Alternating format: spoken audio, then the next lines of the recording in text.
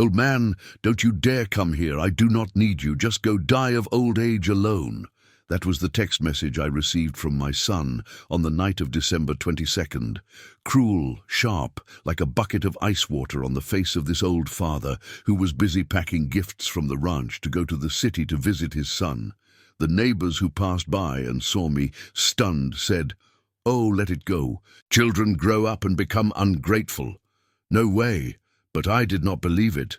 Not at all. The son who cried his eyes out when I cut my hand, the son who swore in front of his mother's grave that he would roast a lamb for me this year, could not write those words filled with hate.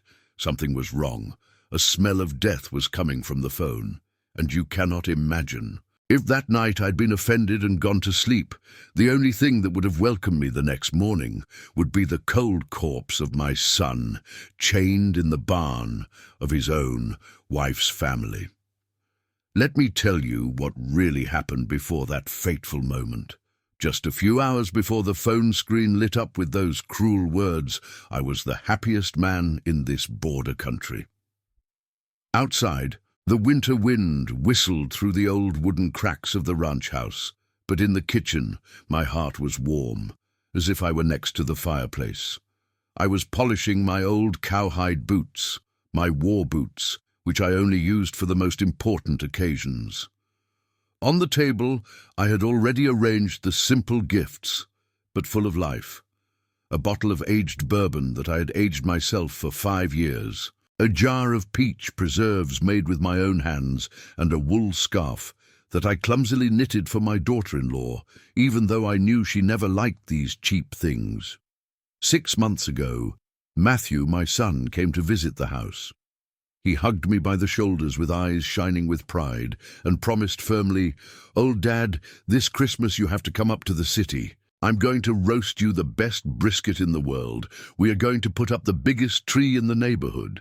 That promise was what kept me alive for half a year. Matthew is a man of his word. He is worth gold. He has never failed me, not even in the smallest thing. And then the phone vibrated and that message appeared. I read it 10 times. "Old man, I do not need you." No, Matthew would never call me old like that. So dry and rude. He always called me Dad, Chief, or Old Man. But with that mocking and affectionate tone, and more importantly, Matthew hated writing messages without punctuation. He was very careful with every letter. This message was cold, mechanical, like it was written by a stranger trying to kick out a stray old dog. I called immediately. Voicemail. The second time. Voicemail. My heart started beating fast, not from anger, but from fear. I called Lauren, my daughter-in-law. It rang for a long time. Finally, she answered, "Hello, Dad. Is that you?" Lauren's voice sounded, but it was not normal. She was trembling. She was out of breath, as if someone were pointing a knife at her back. "Lauren, where is Matthew? Why did he send me a message telling me not to come?" "I am getting ready to go to the terminal," I asked quickly, trying to keep calm. He is sleeping." "Oh no. We are at the airport. We're going to Miami for an emergency." "Dad, there's a lot of noise. Do not come, please. Matthew is very tired. He does not want to talk. She was lying. I knew she was lying." Behind her, I could not hear the airport speakers, nor the hustle and bustle of tourists. Instead, I heard music booming, the strong bass of some gangster rap. That music that glorifies criminals, and that Matthew hated and strictly forbade at home. And between the music, I could hear the loud laughter of a man, rough and wild. "Hang up, tell that old man to get lost. You. She hung up on me abruptly. I stood petrified in the middle of the kitchen, squeezing the phone until my knuckles turned white. Hot blood rushed to my head. A normal father might shrug his shoulders. He would think that the children changed plans at the last minute, and he would put away the luggage with sadness. But I am not a normal father. I am a man who has lived all his life in this hard land. I smelled danger in the air as clearly as the smell of gunpowder. "Going on vacation." "Tired," I murmured, staring at nothing. "No, son, I know where you are, and I know you did not go on vacation." I grabbed my old suitcase. I took out some warm clothes. Instead, I went to the drawer. I took out my folding knife with an oak handle, my inseparable companion since my days as a lumberjack. The sharp blade shone under the yellowish light. I put it deep in the inside pocket of my thick jacket right next to my chest. That night, I left my house, leaving behind the false peace. I was not going to have dinner on Christmas. I was going to look for my son because my instinct told me he was in mortal danger. Before continuing, subscribe to the channel and tell us where you're listening from in the comments below. I sat huddled in the last seat of the beat-up bus that covered the night route to the city. Outside the window, the night was black as ink, torn from time to time by the headlights that swept the dry trees at the edge of the road. The wind howled, bringing the cutting cold from the mountains. But the cold outside was nothing compared to the storm that roared inside me. They say that when one gets old, the senses become dull. The sight blurs, the hearing fails, the hands become slow. But there is something that never ages. On the contrary, it becomes sharper with the ears, the instinct of a father. We call it a gut feeling. It is like when an old wolf smells the storm before the black clouds arrive, or like the horse that trembles before the earth moves. And tonight, that gut feeling was screaming in my head. Matthew is in danger. Run, John, run! I clutched the worn suitcase on my lap tightly. Inside, the bottle of bourbon clinked against the jar of preserves. I reached in to touch the inside pocket of my thick jacket. My fingers touched the cold and rough surface of the knife handle. It was the knife I had used for 40 years since I was a young logger until I became a lonely old man on the ranch. The blade was worn, but it remained sharp as a razor, enough to cut rope peel fruit, and if necessary enough to protect my family from wild beasts. I remembered the image of Matthew when he was 7 years old. That day there was a strong storm, and our cow got lost in the brush. I thought about leaving it, but Matthew cried stubbornly, insisting on going to look for it, because it was the cow he loved the most. Father and son walked in the rain and wind all night. When we found the cow trapped in a ravine, Matthew jumped, using his little hands, trying to lift it. The boy was covered in mud, shivering with cold, but his look had a strange determination. He was just like his mother, the noblest but bravest woman I have ever known. Dad, I am never going to abandon our family, Matthew said while we took the cow to the corral. A boy like that, a grown man, could not send a message running his dad off like a beggar. No way, it could not be. Hey boss, why that worried face? Are you going to visit the family for the holidays with that funeral face? The bus driver looked at me through the rearview mirror, asking loudly. He was Matthew's age and chewed gum noisily. I was startled, trying to force a crooked smile. Ah, yes, it is just that my son told me he had a surprise. I'm nervous to know what it is. That is all. Surely it is good news. Now the kids in the city earn good money. Surely they will give you a car or a trip. He laughed out loud. I remained silent, looking out the window. A trip? Sure, the message said they were going to Miami, but why the secret? Why was my daughter-in-law's voice trembling like that? And the music, that damn music, kept haunting me. I closed my eyes, praying silently to God. Lord, please protect my boy. If he is okay, I offer you the rest of my life in penance. But if someone dares to touch a hair on his head, forgive me for what I'm going to do. The bus plunged into the night, carrying an old father and a fear that grew every second, becoming a heavy stone, crushing my chest. I arrived in the city when it was already getting dark on December the 23rd. The city shone with lights. Giant Christmas trees blinked in the squares. The church bells rang, announcing a season of peace. But all that only made me feel more lost and alone. I took an old taxi to go to the suburbs, where Matthew had bought a very decent 2-story house 3 years ago. It was the biggest pride of his life. He worked like a mule overtime, day and night at the trucking company, to have that home. We arrived, boss. The area is nice, said the taxi driver, slowing down. I looked outside. Yes, it was Matthew's neighborhood. The houses around were luxuriously decorated. The neighbor's house on the left was full of LED lights in the shape of reindeer. The widow's house on the right had a giant inflatable Santa Claus waving, but my son's house was different. It was completely dark, without blinking lights, without a wreath on the door. The cream-colored two-story house stood imposing cold and separated from the joy around it. The curtains on the first and second floor were tightly closed, as if its owners wanted to hide all the secrets inside. But what gave me chills was not the darkness, but what was parked in the yard. Matthew's front yard, where he usually parked his spotless silver sedan, was now invaded by 3 huge pickup trucks, pitch black with dark-tinted windows. Nothing could be seen inside. The bodywork was stained with red mud, that kind of mud that is only found on the dirt roads of the border where smugglers move. They were parked brutally, crushing the green grass that Matthew took care of every weekend. And then I heard it. When I got out of the taxi, I paid and stood in front of the iron gate. The music boomed from inside the house. It was not Silent Night. It was not Jingle Bells. They were shrill trumpets, accelerated bass, and the nasal voice of a gangster rap song. I crossed the border with the white packages, the gun on my belt, and the bag full of cash. Whoever gets in my way gets led. The lyrics, full of violence and boasting, hit my ears like slaps. Matthew hated that music. He had told me, "Dad, that music is poison. It celebrates evil.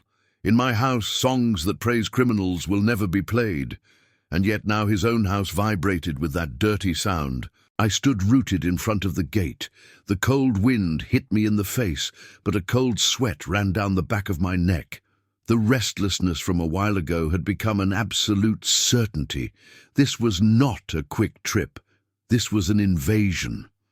I got closer, trying to look through a tiny crack between the 2 curtains in the living room. The yellow light from inside filtered out. I squinted with my heart racing. The scene inside made my blood run cold and then boil with rage. In the living room, on the brown Italian leather sofa that Matthew took care of like gold, sat his in-laws, sprawled out. The father-in-law, with a red face, chugging my son's expensive whiskey bottle straight from the spout. The mother-in-law, a fat woman with a face full of makeup, was laughing out loud with a long cigarette in her hand, dropping the ash on the white wool rug. But the one who caught my attention the most was not them. It was an unknown guy sitting with his feet on the coffee table. He looked about 30, shaved head with a gold chain on his thick neck like a dog chain. He was wearing a tank top, showing a tattoo of a black scorpion that went up from his bicep to his neck. He was using Matthew's fruit knife to clean his fingernails while he laughed, saying something that made the whole political family celebrate. I recognized him. Although I had never seen him in person, I had seen his photo once when Matthew sighed and showed it to me.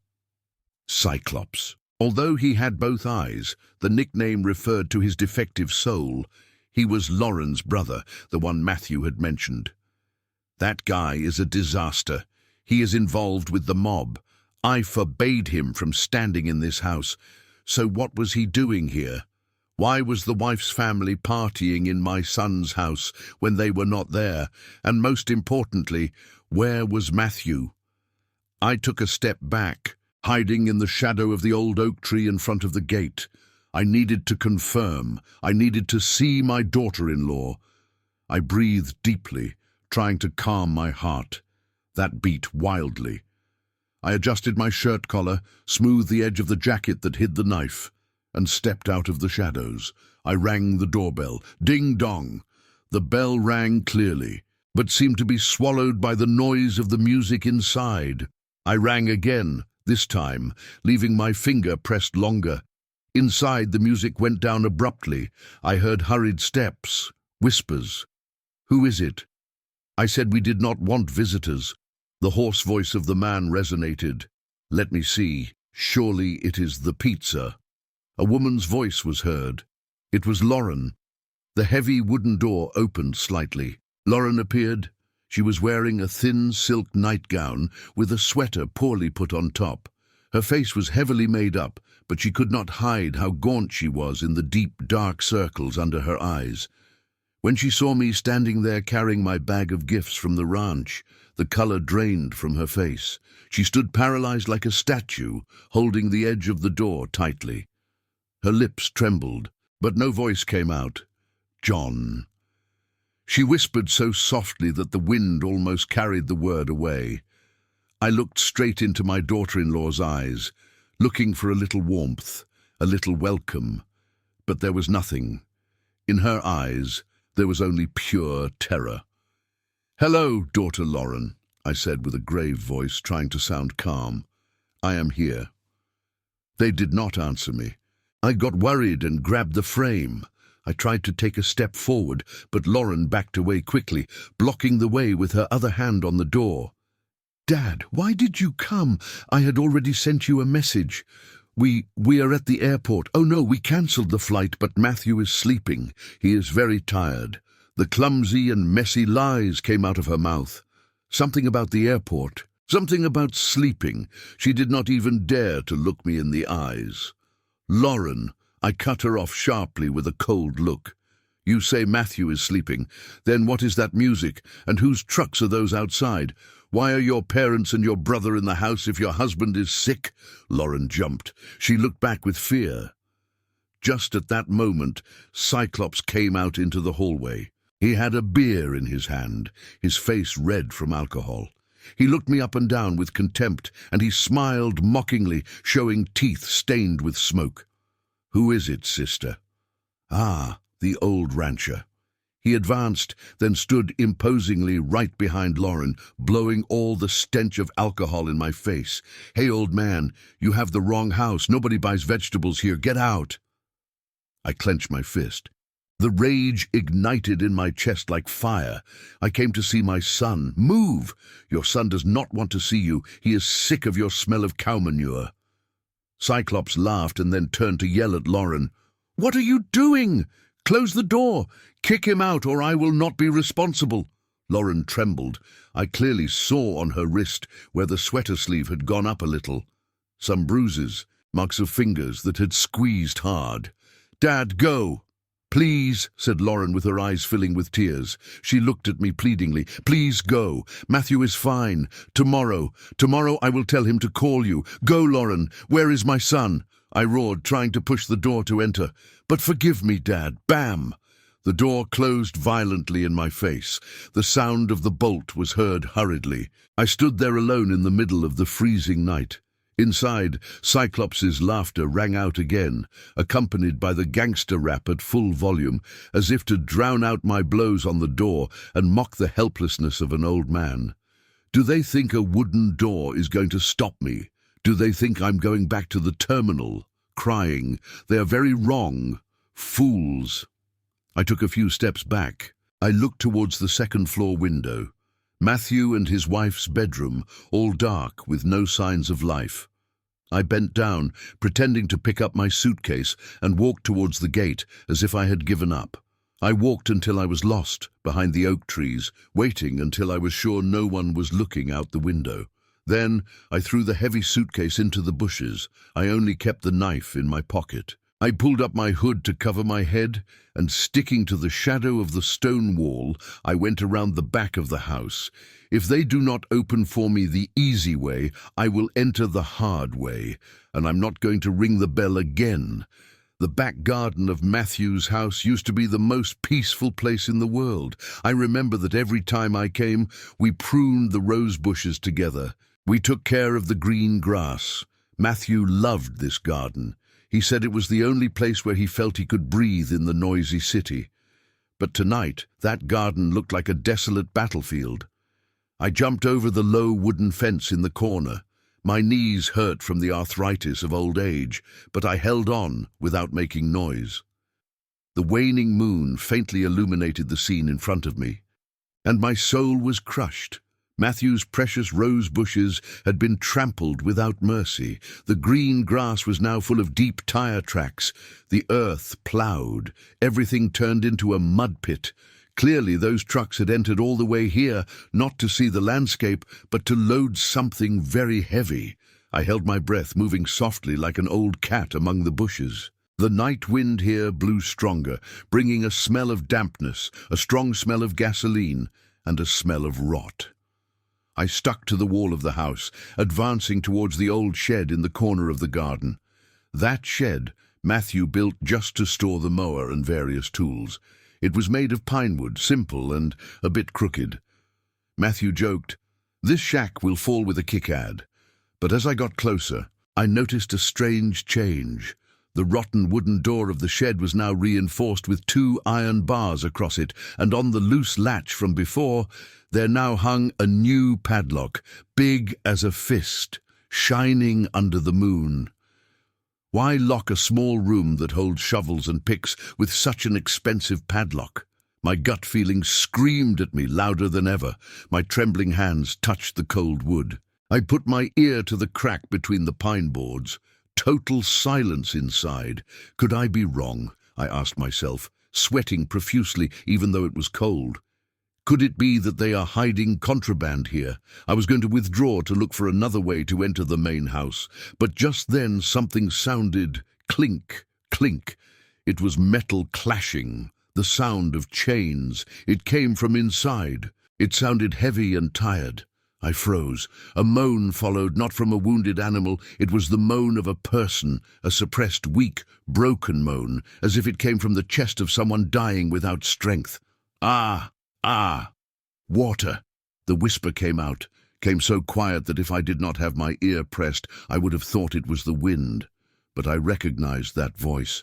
Although it was hoarse, distorted by pain, I recognized it. It was the voice that had called me Dad for 30 years. "Matthew," I whispered with a broken voice, lips pressed to the wood. "Matthew, is that you, son?" The moan inside stopped. The silence lasted 3 seconds, but for me it was a century. Then a sound responded, a soft knock on the wood. Knock, knock, and then a sob. The cry of a child finding his mother, the cry of despair finding hope. "Dad, Daddy!" The world came crashing down on me. My son, he did not go to Miami. He was not sleeping in a warm bed. He was here in this filthy and freezing shed a few yards from his own house, where the invaders ate and drank at their leisure. Tears welled up in my hot old eyes, but immediately dried up, leaving room for something more terrifying, fury. I stepped back, looking at the huge padlock that imprisoned my son. I touched my pocket, grabbing the oak handle. Tonight, there will be no silent night. Tonight, the devil is going to have to face a father. I stood in front of the shed door, trembling, not from the cold that chilled my bones, but from the broken sound coming from inside. My son's voice, the cry for help of a trapped animal. I had to get in now, but that shiny padlock looked at me mockingly like a devil's eye. I touched the knife in my pocket. No, this is for cutting rope or self-defense. It cannot open a reinforced steel padlock. I looked around in the gloom of the moon. In this corner of the garden, Matthew always left a mess. There it was. Under the thick bougainvillea, I saw a rusty iron bar, maybe part of an old broken clothesline. It measured 1/2 yard with a flat tip. I grabbed it, feeling the cold of the metal in my calloused hand. I went back to the door. I did not try to break the padlock. It was too hard. Instead, I aimed at the latch. Matthew made this shed with cheap wood, and after several rains, it was already half rotten. I put the tip of the bar between the metal latch and the wooden door. I took a deep breath, concentrating all the strength of a man who carried wood all his life in his right arm. "Open up or I will tear you to pieces, you," I hissed through my teeth. Crack! The wood snapped dryly. The latch popped off, taking a piece of rotten wood with it. The door opened slightly. Groaning on the hinges without oil, I held my breath. Did the noise alert those in the house? I looked towards the main house. The gangster rap kept booming. The laughter continued. Maybe God used those dirty sounds to cover me. I slipped inside the shed and closed the door behind me. The darkness inside was thick, heavy, but what hit me first was not the darkness, but the smell. A horrible mixture that turned my stomach, smell of rotten wood, strong smell of old urine, and hidden somewhere there, the metallic smell of dried blood and cheap antiseptic. Trembling, I took out my phone. I turned on the flashlight. The cold white light swept the small, messy room, torn fertilizer sacks, old mowers lying around, and then the light stopped in the corner where the main post of the shed was. My heart stopped. Matthew, my tall, strong son, the pride of our last name, was lying there, curled up on the cold and dirty floor. He was only wearing torn shorts, his skin purple from the cold.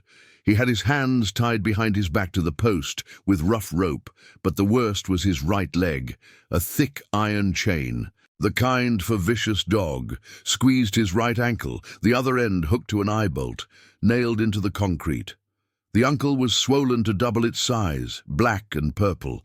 The shin was twisted at a grotesque, unnatural angle. They had broken his leg, and they had left him like that without a splint, without a bandage, only with dried blood stuck to his skin. Matthew. My broken voice escaped me. That curled-up figure jumped. He lifted his head, squinting his eyes at the light. His face was gaunt.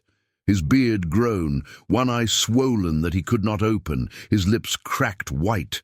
When he recognized me, the good eye opened huge, full of terror instead of joy. "Dad," he whispered with a raspy voice like wind in a chimney. "Turn it off. Turn off the light, Dad. Run." I did not listen to him. I threw myself to his side, falling on my knees on the cold earth. I hugged his face full of bruises, my hot tears falling on his cheeks. "My God, my son, what did they do to you? My son, who did this to you?" Matthew trembled in my arms, not from cold, but from fear. He tried to push me with his little strength. "You cannot be here. Cyclops, he has a gun. He's going to kill you. Go, Dad." "I'm not going anywhere," I said firmly, taking off my thick jacket to cover him. "I am here. Nobody is going to kill anyone. I'm going to get you out of this hell." I touched his broken leg. Matthew let out a moan of pain, shrinking back. Rage exploded in me, burning all fear. I looked at the chain, then at my son's destroyed face. This is not domestic violence. This is torture. This is the work of demons. And tonight, that demon is going to pay. "Dad, forgive me," Matthew cried, the tears mixing with the dirt on his face. He rested his head on my shoulder, weak as a little child. I promised to roast you meat, and look at me lying like a dog. Do not talk any more, son." I stroked his head, feeling the bumps on his skull. "Tell me why. Why did your wife's family do this? Where is Lauren? Does she know?" At the mention of Lauren, Matthew went rigid. A different pain, deeper than the physical, appeared in his eyes. "Lauren," he whispered bitterly, "she knows." She stood watching Dad. She saw how they beat me. I froze. Lauren, the daughter-in-law, who always called me Daddy, father-in-law, the girl I thought was good. Matthew breathed with difficulty and began to count every word like a stab in my heart. "Last week, I went down to the garage to check the trucks. You know my trucking company. Lately, there were night trips. It seemed strange to see Cyclops lurking. Ah, he does not work for me." Matthew swallowed saliva. His throat was dry. Quickly, I opened my water bottle, giving him a drink. Little by little, I went into the back warehouse without them seeing me. I saw my father-in-law, Frank, and Cyclops taking the spare tires off the trucks inside. Inside, it was full of white packages. "Dad, crystal pounds and pounds." "Holy Virgin," I whispered, crossing myself. I yelled at them. I told them I was going to call the police. I was going to take out my cell phone. Matthew's voice broke. But I did not expect Frank, my father-in-law, to hit me with a wrench from behind. I passed out. I gritted my teeth, closing my fist. The father-in-law beating the son-in-law to protect the drugs. This world is crazy. When I woke up, I was already here tied up. Cyclops was in front with a baseball bat. Matthew looked at his legs, shuddering. He was laughing. He told me, "Do you like calling the police? I'm going to teach you to walk carefully." And then he shattered my leg. "Dad, it hurts a lot." I passed out and woke up again from the pain. "Damn them sons of," I cursed, crying with rage. "They took my cell phone. They forced me to unlock it. Cyclops was the one who sent you the message. He said if I did not give him the password, he would kill Lauren. He threatened to kill you." Matthew looked at me with swollen eyes. "I was very scared, Dad, scared that they would do something to you. That is why I gave them the code." "And Lauren, what did she do?" He cried. "She begged her dad. But he slapped her. He told her, 'Do you want to live well or do you want the whole family to go to jail?' And just like that, she stayed silent. She chose her family. Dad, she left me lying here. I felt a chill down my spine. Betrayal. That poison kills faster than bullets. They did not just break my son's leg, they broke his trust and his heart. What do they want from you?" "Why don't they just kill you?" I asked, although I feared the answer. Matthew looked at me with darkness. "If they kill me, the police investigate. The company is in my name. They need the company to launder money to move the cargo. They need me alive, but alive like a zombie." He pointed to the dark corner of the shed where there was a small wooden table. "Look, Dad. Look what they are going to do to me tonight." I shined the light over there, and what I saw froze my blood. On the rotten table next to an empty bottle was a shiny metal tray. Inside was a small bag with white powder, a metal spoon burned underneath, a lighter, and a new medical syringe in its packaging, kit to shoot up drugs. I stared at those things dizzy. I am from the ranch. I do not know much about these devil things, but I understand what they are for. They think," I stuttered. "They are going to inject me, Dad," said Matthew desperately. "Cyclops said that since it is Christmas Eve, he's going to give me a little gift. He wants to make me an addict. He wants to turn me into an animal that begs for drugs at his feet." Matthew's tears came out again. "Dad, if I become an addict, my word before the law is worth zero. The police will see me as a paranoid junkie, accusing his decent political family. They are going to control me with the drugs. I'm going to lose everything. The company, my honor, my life." I looked at my son, an engineer, a healthy, intelligent man on the verge of being turned into a slave of that poison. The plan was not only cruel, it was perfect in a terrifying way. Killing someone requires hiding the body, but killing someone's soul allows them to keep using the body to make money. "No," I said, lowering my voice, cold and hard cold, and I stood up, turning to see my son. "There will be no injection. Nobody is going to turn you into an addict. You do not understand. Cyclops is coming. He said he would finish the bottle and come to take care of me. You have to go now." Click. A noise at the shed door cut Matthew off. We both jumped. The latch outside sounded, heavy steps on the dry grass and the drunken humming of someone. "Merry Christmas to my dear brother-in-law." It was Cyclops' voice. He was coming. I looked at Matthew's chain. There was no time to break it. I looked for a weapon, the rusty bar ready, and the knife in my pocket. "Dad, hide," whispered Matthew in panic. "Behind those sacks, quick." I looked at my son and then at the vibrating door. I knew I could not hide. If I hid, he would inject Matthew in front of my eyes. No damn way I was not going to allow that. I turned off the flashlight. I put it away. I stepped back, sticking to the darkness just behind the door. Right hand gripping the bar, left hand on the knife. My heart beat so hard I feared he would hear it. I'm a 70-year-old man with arthritis, tired eyes.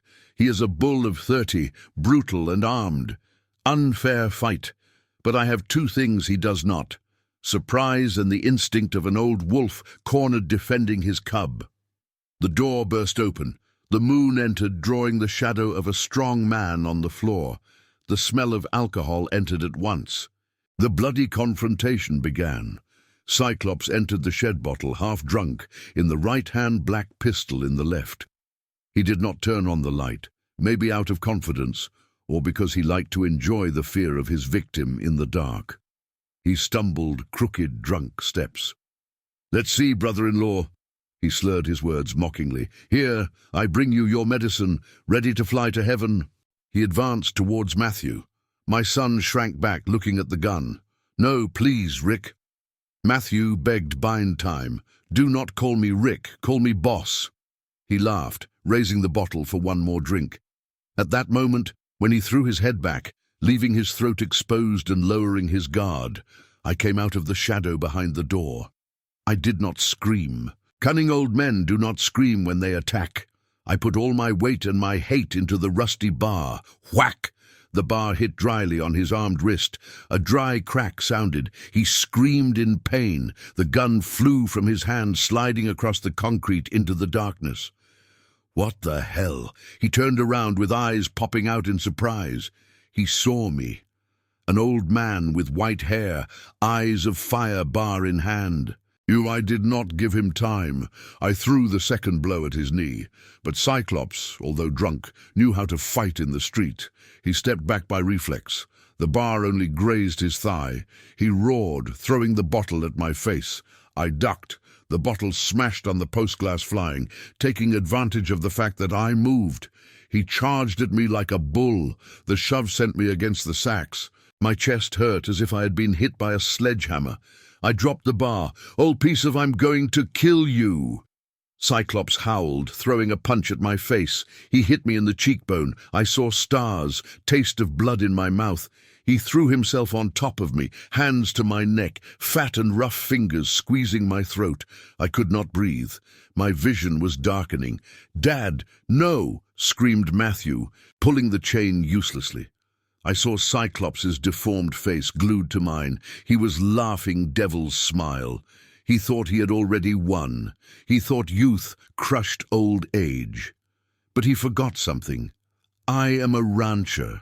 I have dealt with bulls and logs all my life, and I have an ace up my sleeve. My right hand searched in the pocket. My fingers touched the oak handle. Click. The knife opened. I did not stab wildly. I remembered how I killed chickens, how I bled wild boars. I needed a weak point. With my last strength, I plunged the knife into his thigh, right in the groin where the artery passes. Slash! Cyclops let out a scream of terror that broke the night. He let go of my neck, grabbing his leg. Blood started spurting out, hot, wetting me all over. I pushed him. I rolled to the side, coughing, looking for air. He tried to get up, pale eyes bulging. He was looking for the gun, the heater. "Where is it?" he moaned. I also saw the gun. It was a yard from Matthew. "Matthew! The gun!" I yelled. Matthew, despite the pain, reached out, grabbing the weapon with his tied hands. He aimed at Cyclops, trembling. "Freeze! Freeze, you bastard!" yelled Matthew. Cyclops froze. He saw the black barrel, then his bleeding wound. The bravery left him, leaving pure, cowardly fear. "No, do not shoot, brother-in-law. It was a joke," he stuttered, raising his hands. I got up with difficulty. I grabbed the bar. I approached and gave him a strong blow to the nape of the neck. Bam! Cyclops rolled his eyes back and fell like a sack of potatoes unconscious.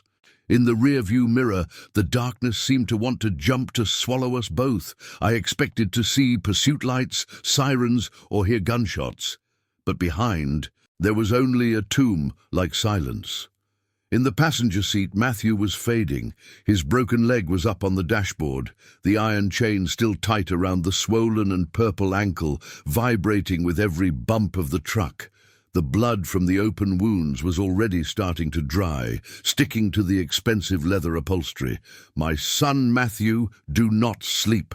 "Talk to me," I shouted, clinging to the steering wheel with my right hand and patting his cheek with my left.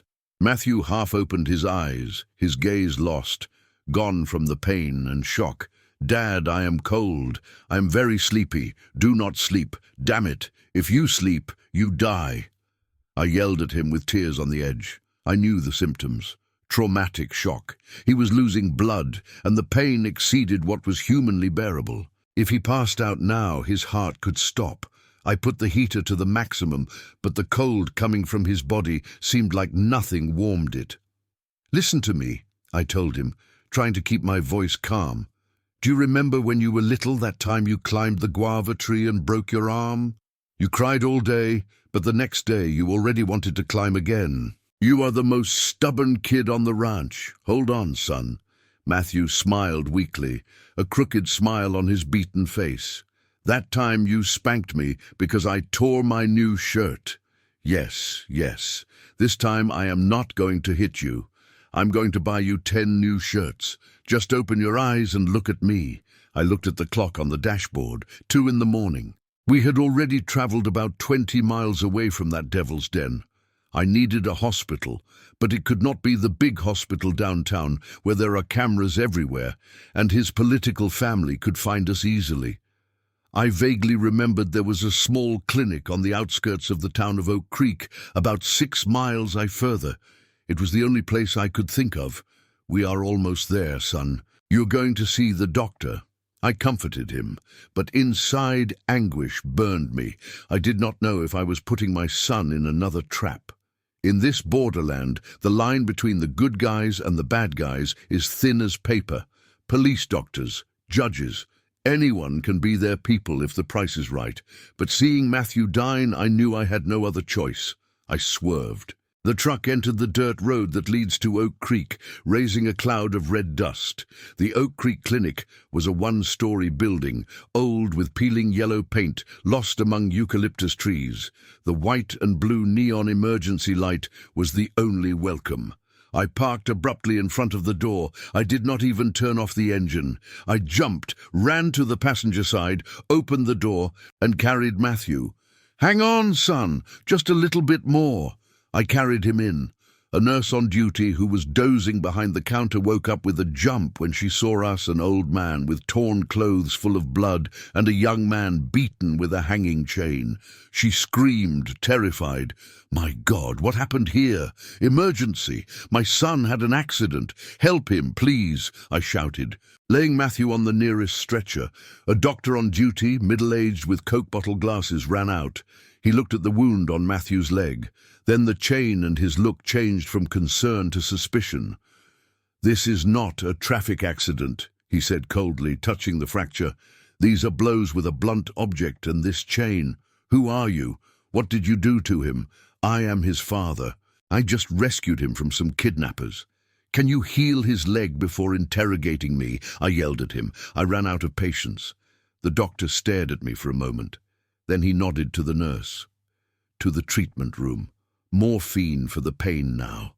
Call the police. Do not call the local police." I stopped the nurse's hand. "Call the feds. The federal police." The doctor took my hand away. "It is protocol." "Sir, we have to report any suspicious injury. They took Matthew inside. They left me in the waiting room." I let myself fall into a cold plastic chair, holding my head with Cyclops' dry blood still under my nails. I took out my cell phone to call David, but the battery was dead after a long night of flashlight and GPS. "Damn it to hell," I cursed, hitting the cell phone against the chair. Not even 20 minutes passed when sirens were heard outside. Not ambulance, patrol car. 2 municipal police patrol cars braked at the entrance. 4 policemen got out, hands on their holsters. The one in front was a fat guy with a bushy mustache, squinting eyes, scanning everything. I stood up. Instinct told me something was wrong. They arrived very fast. Too fast for how slow the police around here are. The commander entered. He did not ask the doctor. He came straight to me. "Are you John?" he asked with a hoarse voice. "Yes, I want to report a crime. My son was." "Shut your mouth." He cut me off rudely. "You are under arrest for kidnapping, disturbing the peace, and intentional injuries." "What?" I was stunned. "Are you crazy? I am the victim. My son was broken by his wife's family. They had him chained up." The policeman smiled mockingly, getting closer to me. He whispered in my ear only for me to hear. "The Santalon family already called to notify us. Old man, you kicked the wrong hornet's nest. Cyclops is my drinking buddy." My blood ran cold. It turns out the doctor's protocol had put me straight into the wolf's mouth. Or worse. This whole town was on the narco payroll.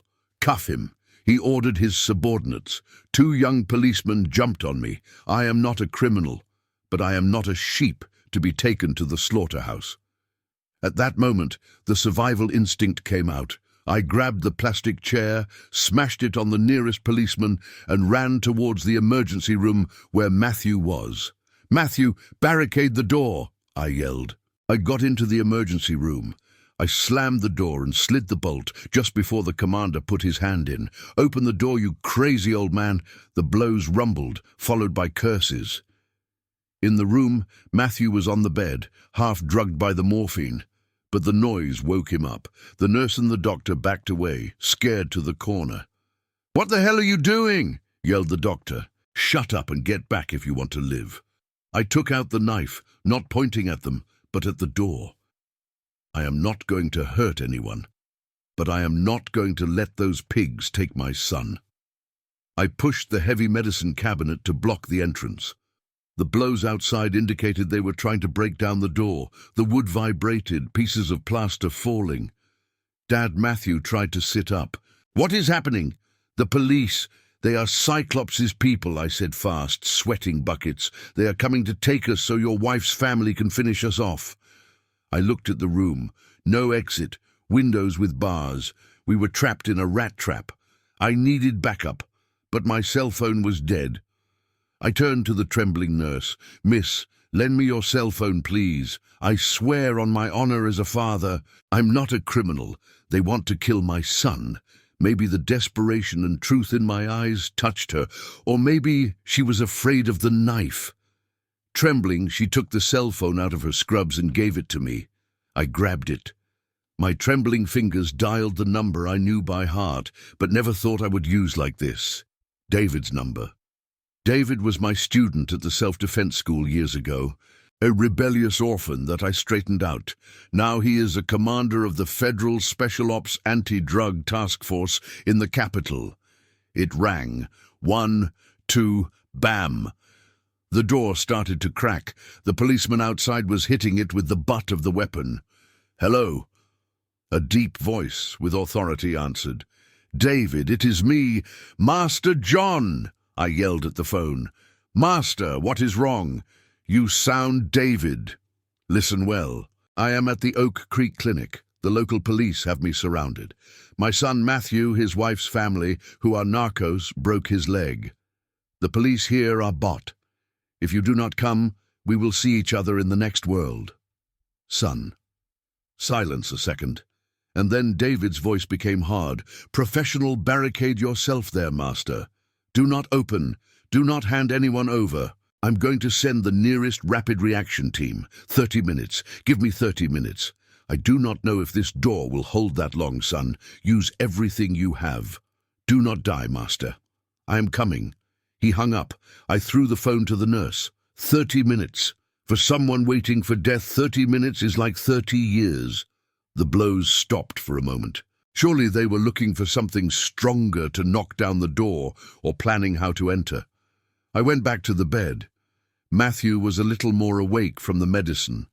He looked at me, no longer with the fear of the barn now, with determination. "Dad," he signaled me, "they are not going to leave us alone. If they enter, our word is worth nothing against their power. I know David is on his way, but we need evidence to put those wretches in jail." "Matthew." Matthew pointed to his left foot, the healthy one that still had the dirty sneaker on. "Take off my shoe, the left one." I frowned but obeyed. I untied the laces, took out the sneaker full of mud. "Lift the insole," he told me. I put my fingers in, I lifted the insole, and there in a small hollow, dug in the heel, was something black and tiny. A memory card, SD. I grabbed it, looking at it under the neon light. A piece of plastic that could mean life or death. "What is this, son?" the body cam said. Matthew panting. That day when I discovered them in the warehouse, I managed to take the card out of the camera I had on my vest. I hid it in my shoe just before my father-in-law knocked me out. I looked at my son with respect on the verge of death, and he kept a cool head. What is on here? Everything, Dad?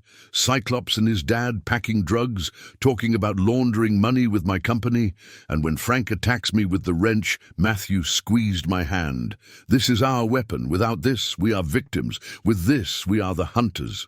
I squeezed the card in my hand. Here it was. This would save us and send those demons to hell. Doctor! I turned to the cowering doctor. Do you have a computer, laptop, tablet, anything to read this? The doctor shook his head. No, here there are only heart monitors. Outside, the megaphone sounded, breaking the tension. John, this is the police speaking. You have 3 minutes to open up and surrender. If not, we come in with gas and lead. You are resisting authority. They were running out of patience. They knew that if this dragged on, their show would collapse. They wanted to resolve it fast, kill us or lock us up before dawn.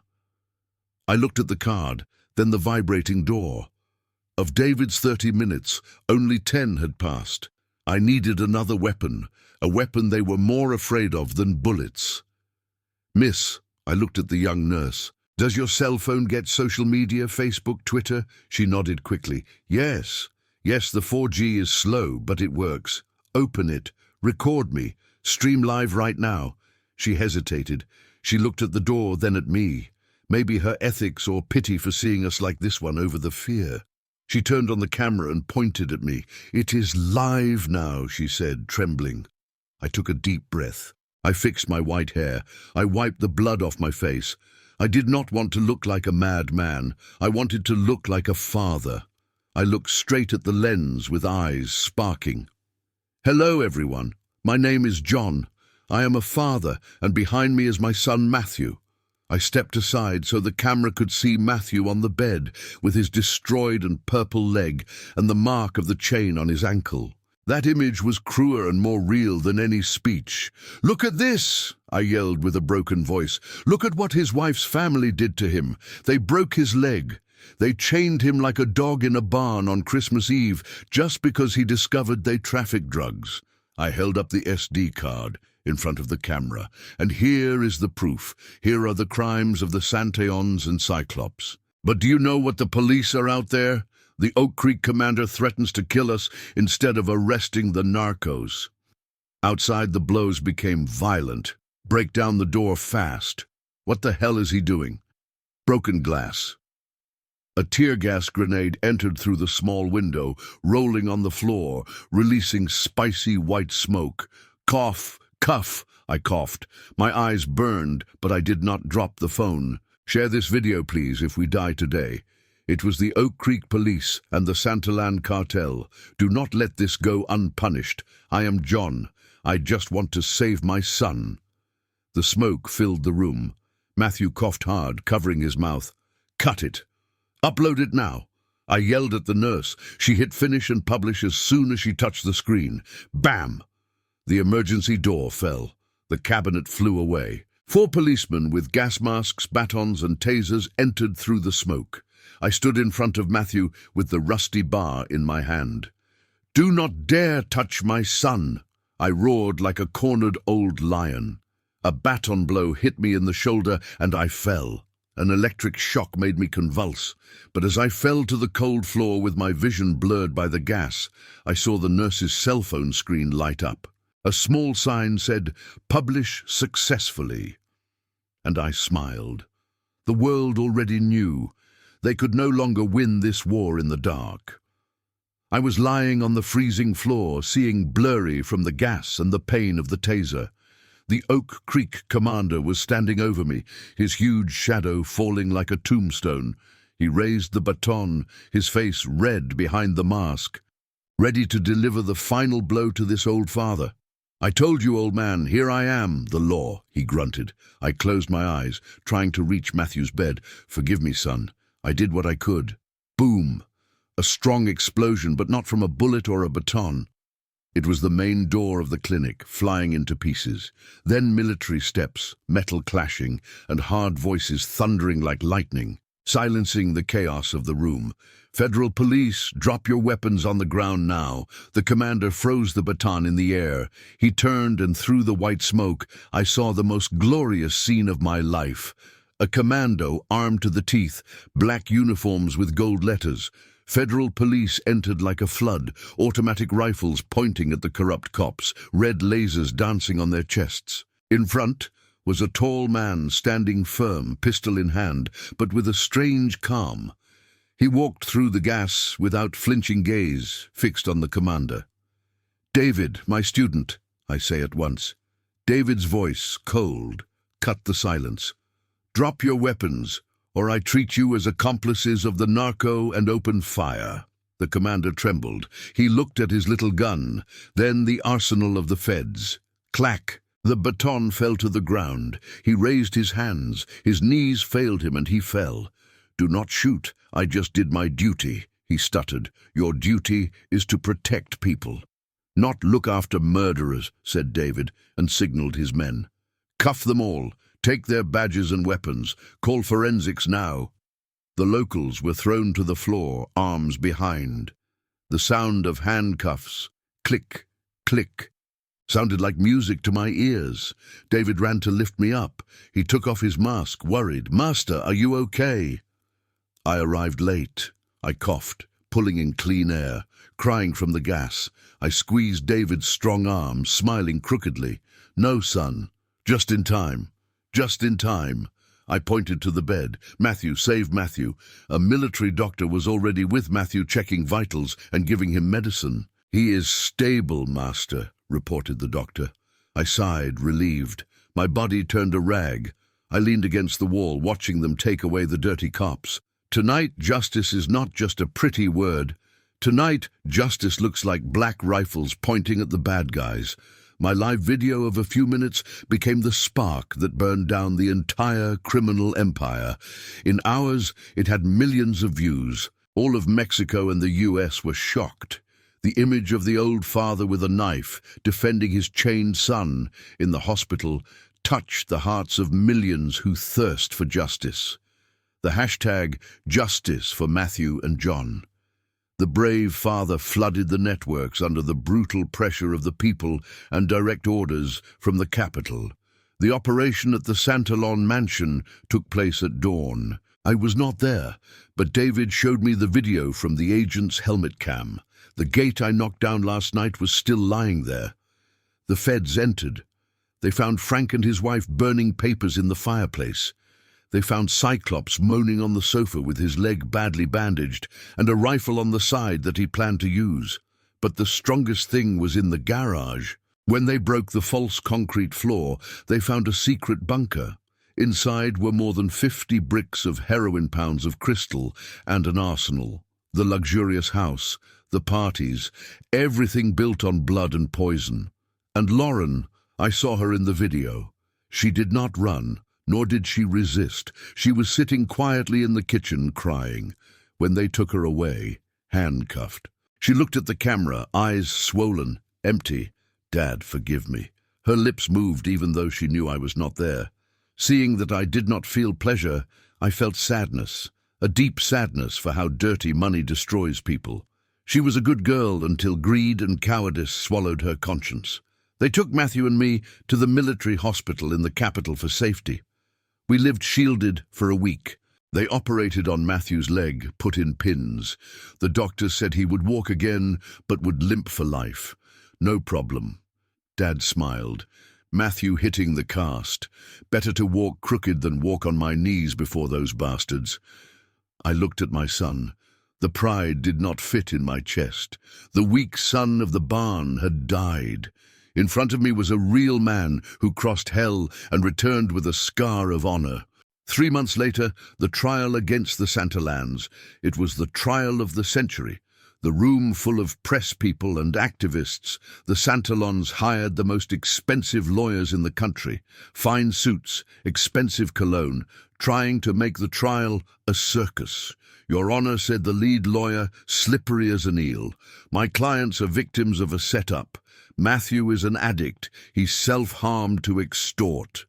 The drugs were planted. There is no direct evidence linking my clients. He spoke beautifully, logically. I saw Matthew gripping the wheelchair, red with anger. Easy, son. I put my hand on his shoulder. The truth is, like a needle, and today that needle is going to prick their throats. It was the prosecution's turn. David took the stand. He put the sealed SD card on the table. The one that was in the shoe, Your Honor. This is the irrefutable proof, said David. The big screen turned on. Everyone held their breath. The clear image from the body camera appeared, angled from Matthew's chest. You could clearly see Frank and Cyclops cutting the tires, putting in the white packages. The audio was heard perfectly. If this goes well, we change cars. Dad, Cyclops was heard. Do it right. If Matthew finds out there is trouble, answered Frank. Then Matthew enters the scream and the treacherous blow from behind. The camera spins and goes to black, but the audio keeps recording the blows, and Matthew's moans. When it finished, total silence. Nobody moved. The cruelty exposed before the light of justice made even the Fox lawyers hang their heads. Frank sank into the chair, pale. Cyclops lowered his head, trembling. The judge struck the gavel, sounding like a death knell for the empire of evil. Let the witness, John, pass. I stood up, adjusting my old but-ironed shirt. I went up looking at those who tortured my son. I do not know much about laws, I said, my voice resonating. I am just a father. I taught my son to sow, to raise cattle, to be straight. I did not teach him to deal with demons, but I taught him something. If you fall, you get up, and if you can't, I carry you. I pointed to Matthew in the chair. They broke his leg, but they did not break his soul. And they are never going to break a father's love. You have money, power, weapons, but we have the truth, and the truth never dies. The whole room stood up to applaud. It thundered like a storm, drowning out the defense's complaints. The sentence fell that day. Frank Santalon, 25 years, Cyclops, 30 years, the wife, 15 years for complicity, assets confiscated, justice was served. After the trial, before going to the women's prison, Lauren asked to see Matthew. The police gave 5 minutes in the waiting room, guarded. I stayed at the door. Matthew in his chair, calm. Lauren, opposite, handcuffed, crying mascara, running. Matthew, forgive me, she sobbed. I was afraid. Afraid they would kill me. Afraid they would kill you. Matthew looked at the woman with whom he shared the bed, the one he swore to love. I know you were afraid, said Matthew softly. I do not blame you for being afraid. Everyone fears dying. So, do you forgive me? When I get out, we can. Lauren looked with foolish hope. Matthew shook his head slowly. Len, I forgive you. I do not hold a grudge because a grudge is drinking poison expecting the other to die. I let it go to live in peace. He paused, voice firm. But forgiving is not returning. You stayed watching while they broke my leg. You stayed silent when your dad hit me with the bat. That silence hurt more than the blows. I need a woman who stands by my side in the storm, not one who hides behind the enemy. Matthew turned the chair without looking back. Goodbye, Lauren. I hope you find peace, but not with me. Lauren broke down, crying on the table, crying of regret that arrives late. I pushed my son's chair out of the courthouse. The afternoon sun bathed us in gold. The spring wind was already blowing, bringing new life. You did well, son. I patted him. It hurts, Dad. Matthew touched his chest. It hurts more than the leg. I know, but that wound also heals. And when it heals, you will be stronger than ever. 3 months later. Winter passed, but in the mountains it cools down at night. In my old ranch, a big bonfire burned in the patio, red sparks flying to the sky like fireflies. The smell of roast brisket with its spicy rub and oak wood filled the air. Matthew was by the fire with a crutch in one hand, turning the ribs on the grill with the other. He kept his promise, a belated barbecue party, but the tastiest in the world. It is ready, old man. Get the booze, he shouted, face red from the fire in joy. The smile had returned. I took out the aged whiskey. I poured 2 shots. David also came. He drove from the city to be with us. 3 men sitting by the fire under the stars. We toasted. "To the return," said David. "To justice," continued Matthew. "Because we are alive," I said with a lump in my throat. "Bottoms up." The whiskey went down burning nicely, warming the soul. I saw Matthew eat meat with gusto. I saw his cast and looked at the sky. I remembered that night of terror, the desperation of seeing my son chained, the loneliness against the rotten system. If I had not trusted my gut feeling, if I had backed down out of fear, if I had chosen the safety of an old man instead of danger, now I would be alone in front of my son's photo, eating guilt until I died. I turned, looking at the camera as if speaking to millions of fathers out there. "Friends, life is full of traps and wolves in sheep's clothing. They can take your money house, even your name.